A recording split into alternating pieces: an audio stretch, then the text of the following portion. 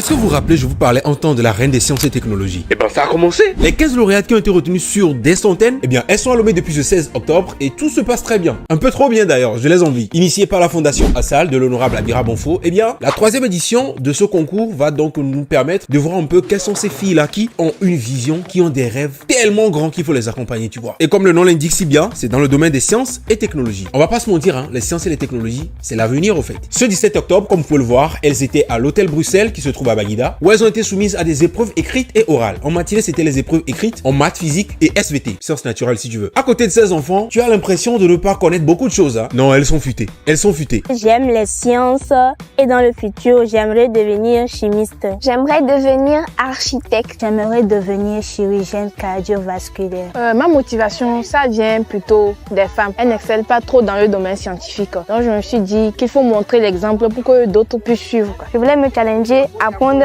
et aussi mettre en lumière ma passion pour la science. En fait, c'est une très belle expérience. L'accueil déjà, c'est intéressant. On se fait des amis et tout. Le rêve de devenir un jour chirurgienne. Et j'ai aimé le charisme de Madame Abira Bonfo. Je voulais prouver que les femmes sont autant capables que les hommes d'innover, de créer. Plus tard, j'aimerais devenir chimiste dans le domaine de la chimie des aliments. J'aimerais devenir plus tard une professeure de mathématiques à l'université. Donc j'ai vraiment décidé de démontrer mon talent à d'autres jeunes filles scientifiques pour vraiment voir qui est la meilleure d'entre nous.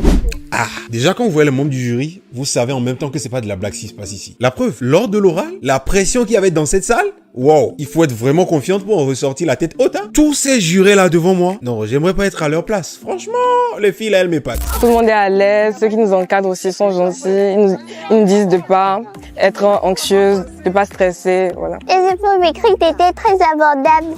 Je me suis bien sortie dans l'épreuve. J'ai presque traité tous les exercices, donc l'épreuve de maths m'a semblé abordable. Le concours Reine des sciences représente pour moi une opportunité de mettre en application mes compétences en sciences. Ces épreuves écrites et orales permettront de déceler déjà la reine. La reine, on la connaît déjà après ces épreuves. Mais le 18 octobre, elles vont encore aller faire un petit tour au niveau de l'Assemblée nationale. Elles ont déjà même fait une visite virtuelle sur la plateforme PIA. Ah ouais, ici, il n'y a pas de demi-mesure, hein. Elles iront faire un petit tour à Zara Shop, histoire de faire un peu de shopping. Après, elles iront au port autonome de Lomé. Le samedi jour du couronnement, il y a Éco-Village à Davier. En fait, c'est vous dire à quel point la fondation met tout en œuvre pour que ces filles aient une expérience inoubliable. Parce que oui, il y en a qui sont venus de Dapan, de Sokodé, de Kara, de la région centrale, de la région plateau, partout. Elles viennent de partout du Togo. C'est ce que j'aime beaucoup dans ce concours en fait. C'est pas un concours qui est juste concentré sur Lomé. C'est un concours qui se déroule dans les 5 régions. Et j'aime beaucoup ça. L'année passée, celle qui était la reine, elle a carrément dit qu'elle voulait devenir la présidente du Togo. Ah ouais. Non, les vieux, elle voit loin.